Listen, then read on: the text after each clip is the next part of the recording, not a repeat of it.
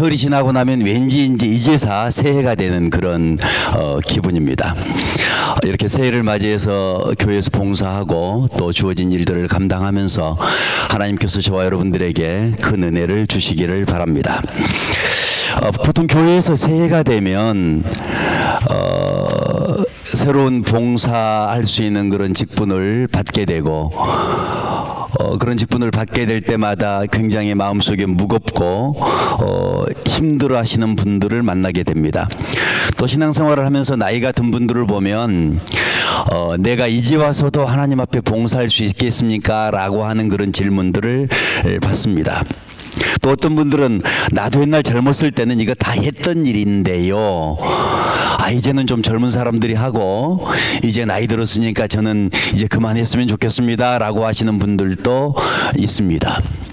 또 어떤 분들은 이렇게 말합니다. 내가 이 일을 맡아서 봉사하는 것을 하나님의 뜻인 줄로 알고 그렇게 헌신했는데 지나놓고 나니까 내게 남는 것이 하나도 없습니다. 이렇게 말씀하시는 안타까운 소리도 듣습니다. 또 어떤 분들은 이렇게 말합니다. 지금 내게 맡겨진 이 일이 하나님께서 기뻐하실 일인가? 정말로 이것이 하나님의 뜻인가? 라고 생각하시는 분들도 있습니다.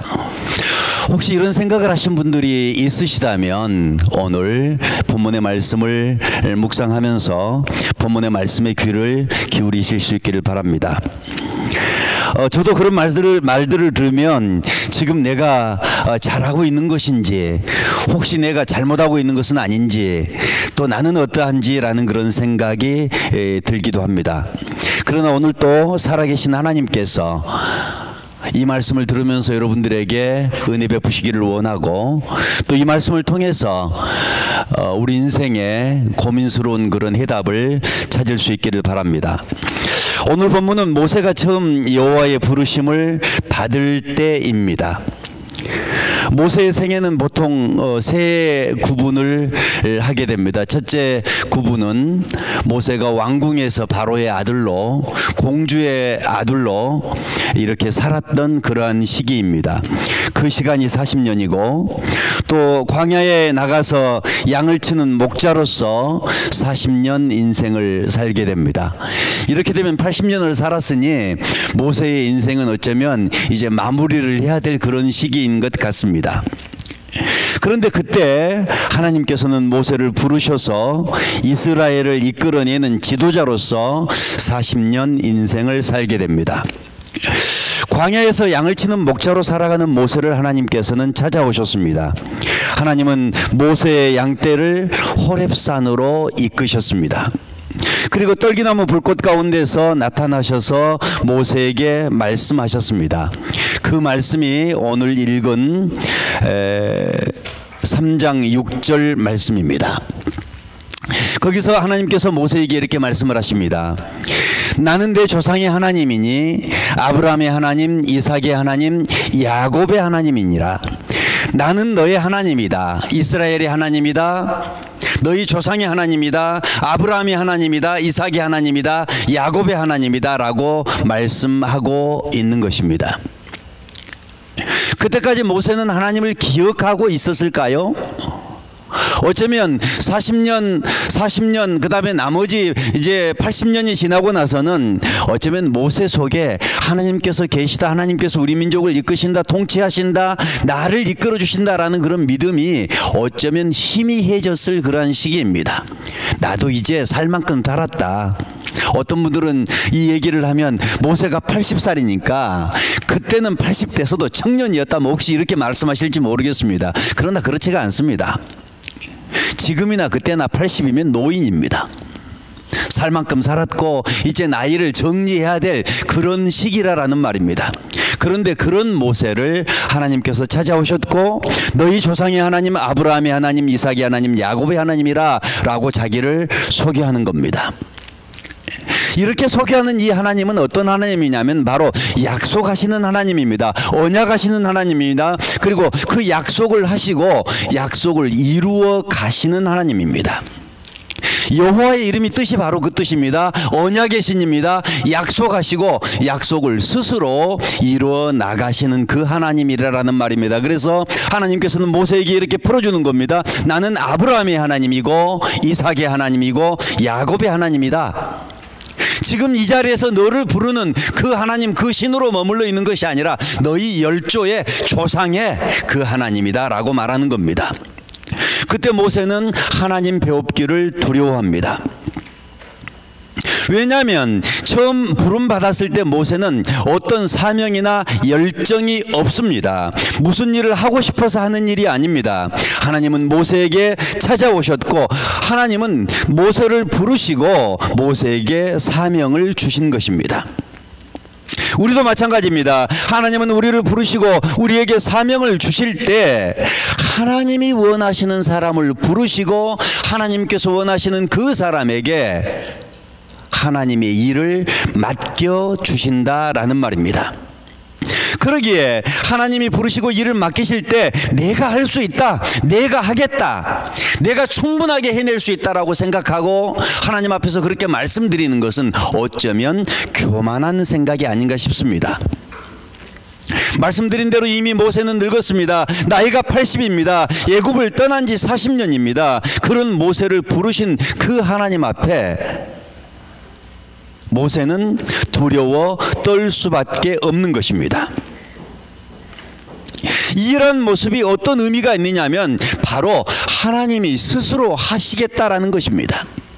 모세 네가 해라라고 명령하시지만 사실은 하나님께서 내가 스스로 하겠다, 내가 해주겠다라는 그런 말씀입니다.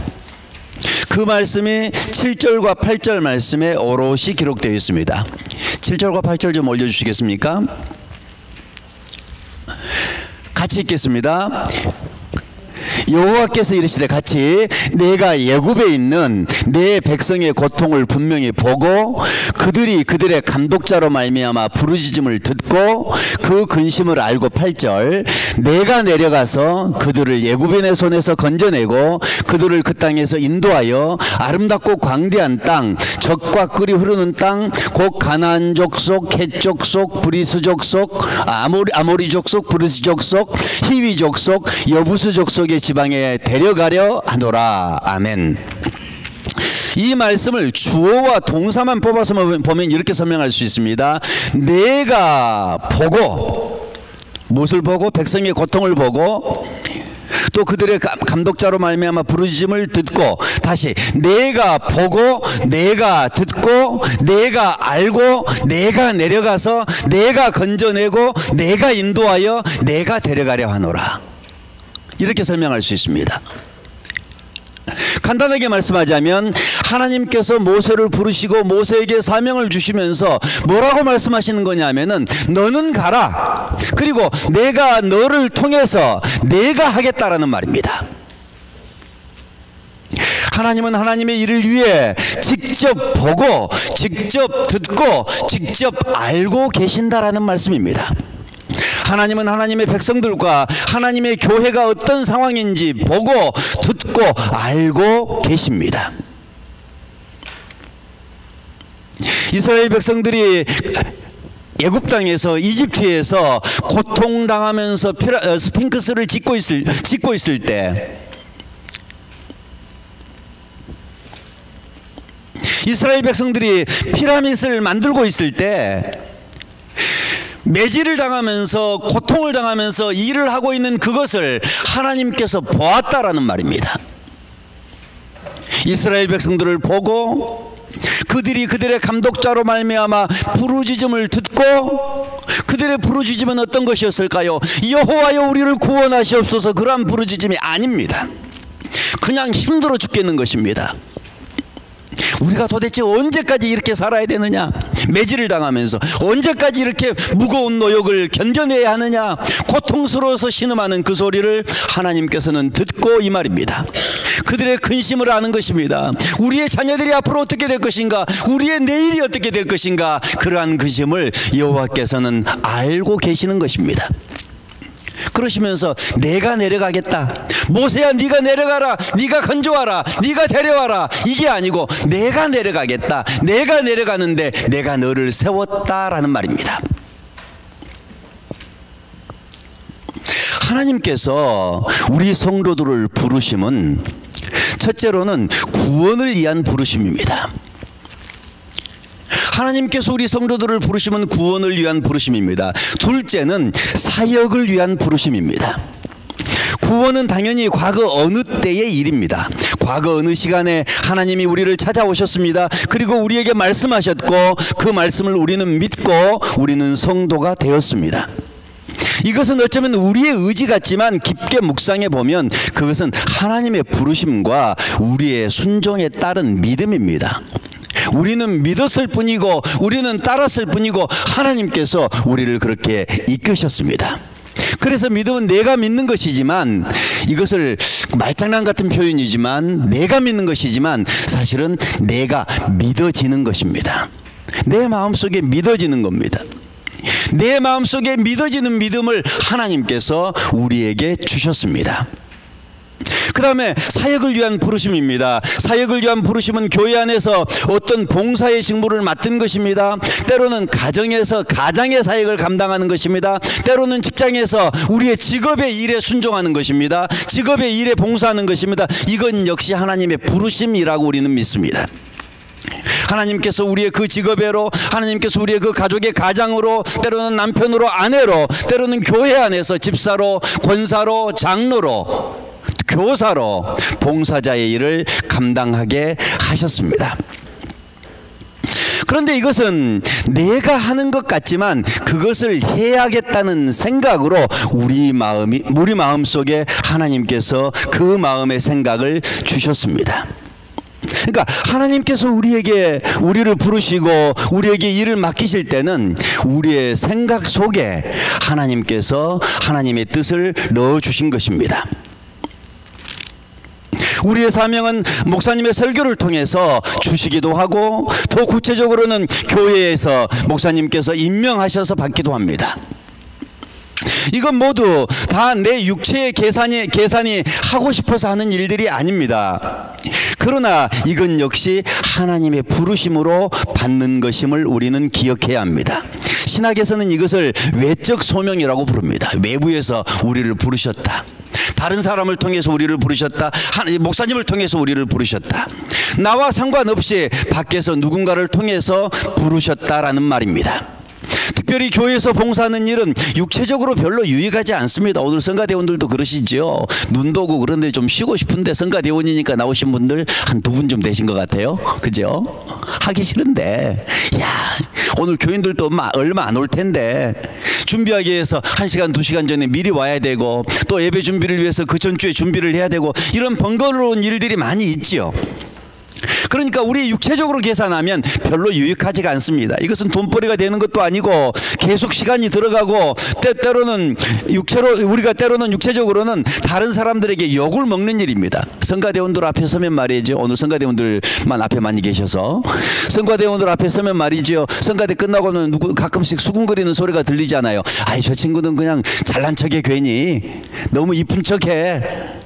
이건 아주 약한 좋은 얘기지. 이 정도면 이쁘니까 이쁘다고 그러는 거니까, 잘났으니까 잘난다고 그러니까. 그런데 그 이상의 다른 뒷이야기들이 되게 많을 수 있습니다. 하나님의 일을 하다 보면. 그럼에도 불구하고 우리는 이 일들을 감당해야 합니다. 우리가 이 일을 감당하기로 하고 순종하고 발을 내디디면 거기에 하나님의 은혜가 있다라는 말입니다. 하나님의 축복이 거기에 있다라는 말입니다. 이것을 바울식으로 얘기하면 하나님께서 부르시는 부르심 앞에서 이것을 순종해 나가는 것이 우리의 구원을 이루어 나가는 일입니다. 그래서 사실은 구원은 하나님의 하시는 일입니다. 이러한 하나님의 모습을 신약에서는 성령으로 오신 하나님의 사역의 모습으로 설명을 하고 있습니다. 로마서 8장 15절 말씀에 보면, 로마서 8장 15절 말씀에 보면 이렇게 되어 있습니다. 같이 읽습니다. 너희는 다시 무서워하는 종의 영을 받지 아니하고 양자의 영을 받았으므로 우리가 아빠 아버지라 부르짖느니라. 구약 시대에 아브라함을 부르시고 이삭을 부르시고 야곱을 부르신 하나님, 오늘 본문에 나와 있는 모세를 부르시고 모세에게 사명을 주셔서 이스라엘을 구원하는 큰 일을 감당하게 하시는 그 하나님, 그 하나님께서 지금 어떠한 일을 하시느냐, 신약에 와서 어떤 일을 하시느냐, 아니 예수님이 부활하시고 승천하신 지 2000년이 지난 지금 이 시점에서 하나님께서 우리에게 어떻게 일하시느냐라는 그것이 바로 오늘 본문에서 우리에게 가르치는 말씀입니다. 너희는 다시 무서워하는 종의 영을 받지 아니하고 양자의 영을 받았다. 영이 우리에게 왔다라는 말입니다. 성령께서 우리에게 왔다라는 말입니다. 우리가 그 영을 받았다는 말입니다. 그 영이 어떤 영이냐? 양자의 영이다. 양자의 영이다. 내가 아들이 아닌데 나를 아들로 삼아주시는 영이라는 말입니다. 성령께서 우리에게 오셔서 우리가 하나님을 향하여 아빠, 아버지라, 아버지라, 아빠라 라고 부를 수 있는 그 은혜를 우리에게 허락해 주셨다라는 말입니다. 그런데 그 성령이 지금 어디 계시느냐? 바로 우리 안에 계십니다.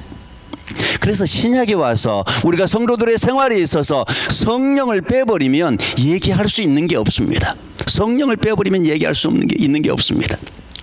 그 밑에 말씀으로 8장 16절로 내려가면 성령이 친히 우리의 영과 더불어 우리가 하나님의 자녀인 것을 증언하시나니, 성령이 친히 우리의 영과, 그러니까 우리 사람에게도 영이 있다는 말이죠. 그러니까 내 속에 있는 영과 내 밖에서 하나님께로부터 우리에게 오는 영과 그 두 영이 우리 안에 있는 거죠. 그러니까 육체의 영이 있고 하늘의 영이 있는 거죠. 그 두 영이 우리 안에 계시면서 우리 안에서 우리가 하나님의 자녀인 것을 증언하십니다. 이 말씀이 좀 신기하지 않습니까? 내가 영인데, 우리 사람이 영물이라고 그러죠. 우리의 영혼이 내 속에 있는데 내 속에 누가 와서 이야기를 하느냐? 하나님의 영이 와서 우리에게 이야기한다는 겁니다. 그러니까 영은 영들끼리 통하겠죠. 육체는 육체끼리 통하고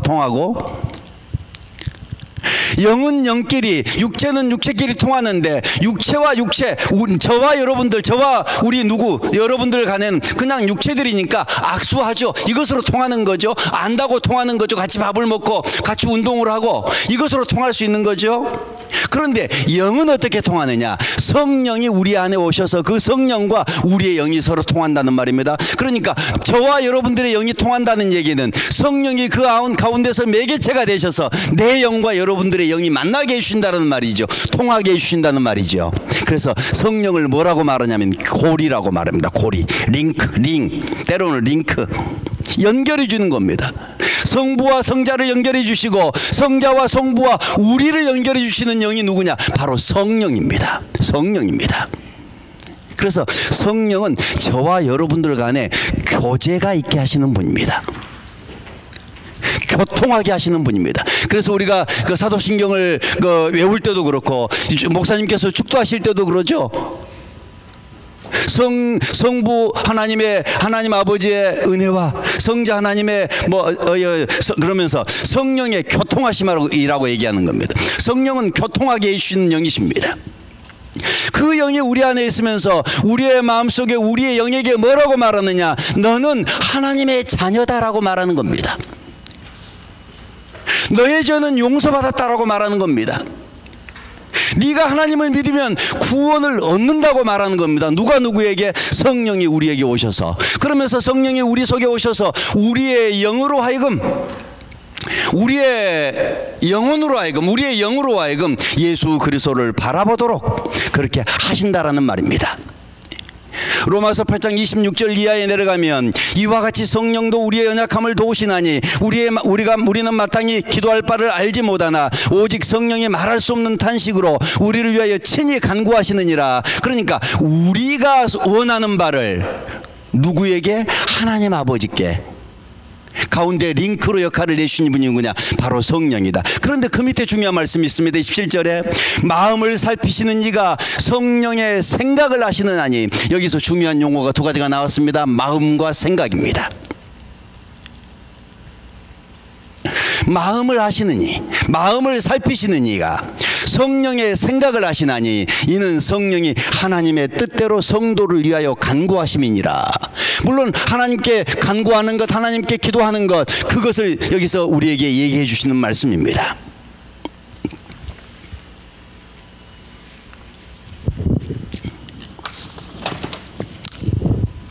이러한 말씀은 요한계시록 2장에 내려가면 이러한 말씀이 있습니다. 요한계시록 2장 29절, 3장 6절, 3장 13절, 3장 22절 중복되는 말씀 가운데서 귀 있는 자는 성령이 교회들에게 하시는 말씀을 들을지어다 이렇게 말하고 있습니다. 반복해서 똑같은 말씀을 하고 있습니다. 그런데 여기서 교회는 우리 영성교회도 교회지만 보통 교회련에서 누구를 교회라고 그럽니까? 우리를 교회라고 그럽니다. 성도가 교회다라고 말하는 겁니다. 그러니까 귀 있는 자는 성령께서 우리들에게 하시는 말씀을 들으라. 이 말을 다른 말로 표현하자면 이겁니다. 성령의 음성을 들으라는 말입니다. 성령의 음성을 들으라. 이렇게 말하면 어떤 분들은 머릿속에서 이렇게 생각하실 거예요. 성령의 음성을 들으라고 그러면 성령께서 우리의 귓전에 그냥 쩌렁쩌렁하는 목소리로, 아니면 거룩한 목소리로, 때로는 굉장히 웅장한 목소리로 우리에게 뭐라고 말씀하시는가 이렇게 생각할 수 있습니다. 물론 그렇게 하실 수도 있습니다. 모세를 부르실 때 모세야 모세야 네 발에서 신을 벗어라라고 말씀하실 때처럼 그렇게 하실 수도 있습니다. 그런데 오늘 앞에서 인용한 말씀과 함께 결부시켜서 생각해 보면 성령께서는 우리 마음속에 영으로 말씀해 주신다는 말입니다. 우리 마음속에 영으로 말씀해 주시면 우리 속에서 실질적으로 생겨나는 것이 무엇이겠습니까? 그것이 바로 생각입니다. 우리의 생각 속에 들어오는 성령의 음성을 듣고 그 성령의 음성을 붙잡으라라는 말입니다. 마음의 생각입니다. 그래서 성도는 마음속에 생각하는 것이 다르고 마음속에 생각하는 것이 그래서 중요합니다. 우리의 육체가 하드웨어라면 생각은, 마음은 뭘까요? 소프트웨어입니다. 요즘은 하드웨어는 거의 다 비슷하죠. 다 컴퓨터를 보면. 근데 하드웨어보다는 뭐가 중요합니까? 소프트웨어가 중요하죠. 그 속에 뭐가 깔려 있는지, 운영체계가 어떠한지, 그거 아니겠습니까? 마음속에 들어있는 생각, 그것이 중요하다라는 말이죠. 성도와 다른 사람의 차이, 육체적인 차이가 없습니다. 있습니까? 없습니다. 똑같습니다. 먹어야 되고, 배고프니까 먹어야 되고, 졸리니까 자야 되고, 때로는 좋은 옷을 걸쳐야 되고, 뭣도 부려야 되고, 다 그렇지 않겠습니까? 똑같습니다. 그런데 다른 게 무엇이냐? 오늘 주일날인데 이렇게 눈이 내린다, 예배당에 가서 예배 드리자 라고 생각하는 사람은 성도입니다. 에이, 오늘 눈 내리니까 스키장이나 가자. 이것은 성령의 생각이 아니죠. 그 마음속의 생각, 그 생각을 따라서 결정하는 의지, 그것이 성도인가 아닌가를 결정한다라는 말입니다. 제가 서울에 있을 때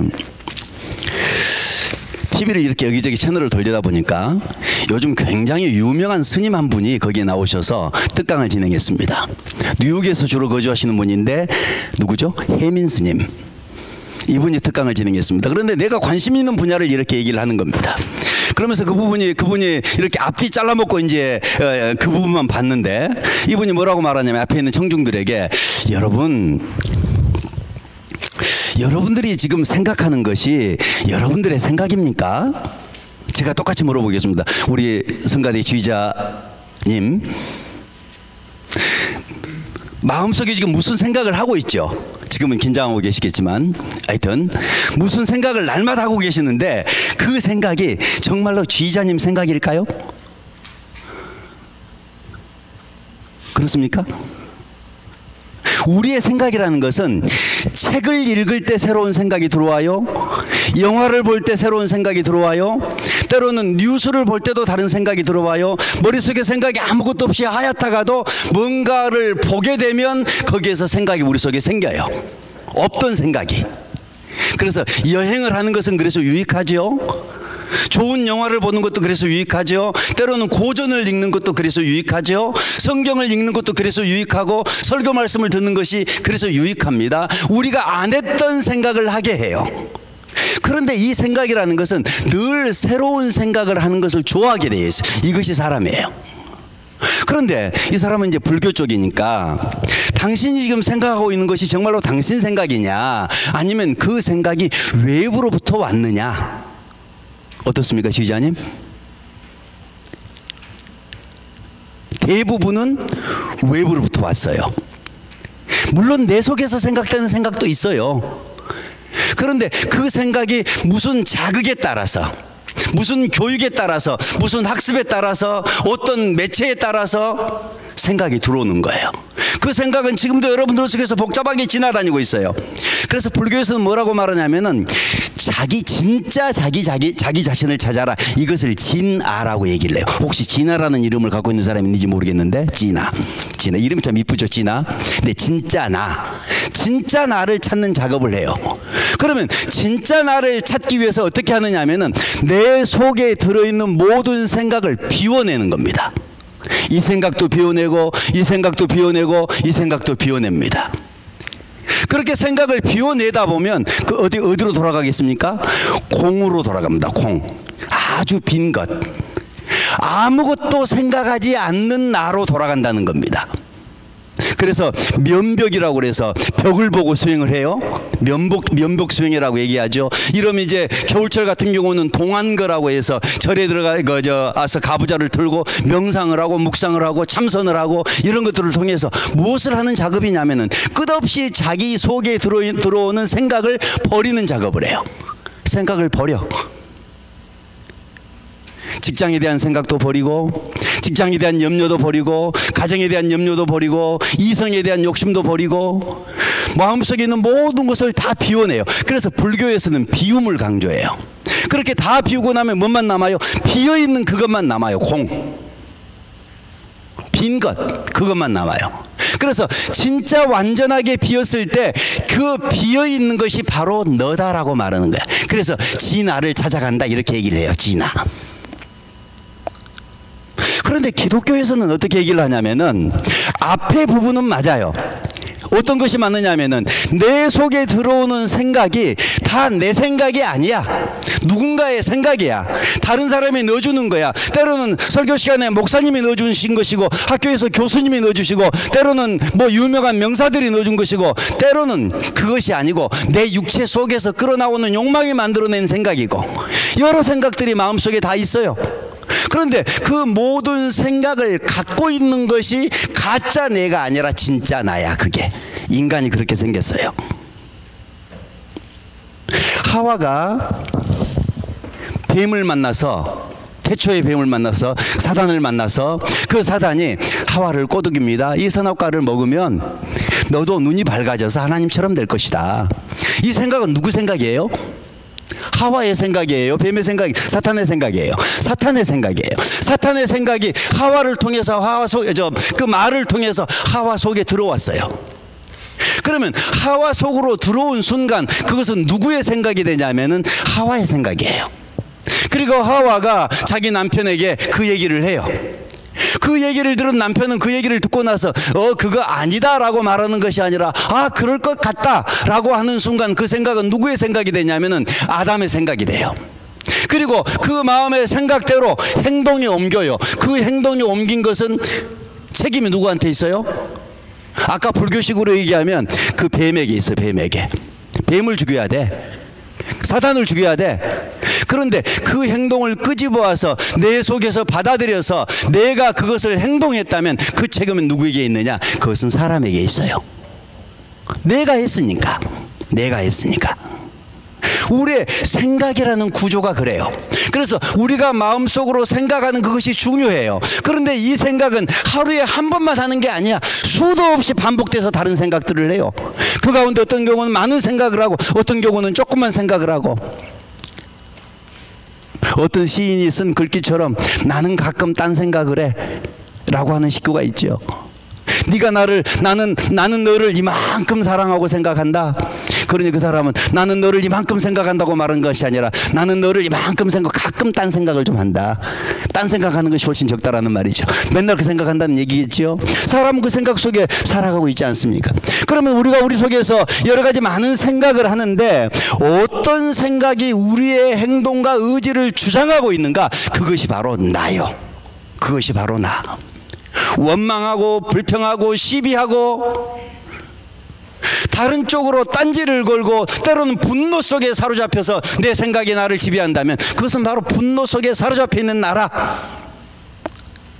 하나님의 부르심은 생각을 통해서, 아멘, 여러분들의 생각을 통해서, 여러분들이 은혜를 받으면, 하나님께서 우리에게 은혜를 입히시면 우리의 생각이 부정적이고 나쁘고 원망하고 시비하는 쪽으로 가는 것이 아니라 감사하고 축복하고 기뻐하고 때로는 서로 위해주고 인내하게 하고 바른 길로 가게 하는 그 생각으로 교정될 줄로 믿습니다.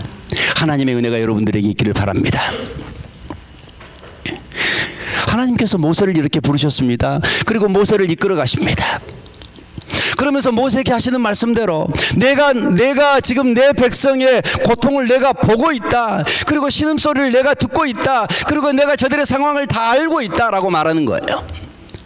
이 말씀은 과거 몇천 년 전에 있었던 이 이야기가 아니라 지금도 성령을 통해서 저와 여러분들에게 똑같이 적용되는 말씀입니다. 여러분들은 지금 여기 밴쿠버에서 살고 있지 않습니까? 고향을 떠나셨지 않습니까? 낯설고 물서러운 곳 아닙니까? 와서 보니까 눈 내리니까 참 좋긴 하네요. 괜히 그냥 낭만적으로. 그런데 이곳이 다 좋은 곳만은 아니지 않습니까? 이곳에서 여러분들이 살아가실 때 여러분들의 살아가면서 생각하고 행동하고 때로는 말하고 때로는 여러분들 속에서 고민하고 있는 그 내용을 우리 성령께서 여러분들 속에서 여러분들의 영과 함께 이야기를 나누시면서 다 알고 계신다라는 사실을 기억하시기 바랍니다. 그리고 여러분들의 고통을 듣고 계신다라는 사실을 기억하시기 바랍니다. 그리고 여러분들의 생각을 보고 계신다라는 말씀을 기억하실 수 있기를 바랍니다.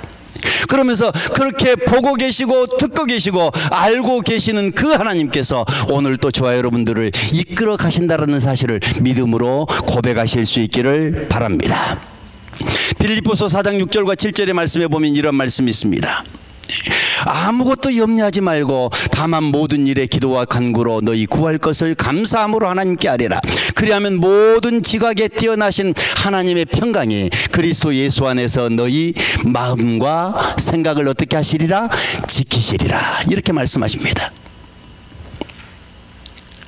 빌립보서 또 2장 13절과 14절에 보면 이렇게 말하고 있습니다. 너희 안에서 행하시는 이는 하나님이시니, 우리 안에서 행하시는 이가 하나님이시래요. 그런데 그 하나님은 세상을 만드신 그 하나님 아니, 여기서 말씀하시는 이 하나님은 성령 하나님이십니다. 성령 하나님이 우리 안에서 행하십니다. 행한다 말이 무슨 말입니까? 행동한다, 움직인다 이 말이죠. 일하신다 그 말이죠. 우리 안에서 성령께서 움직이십니다.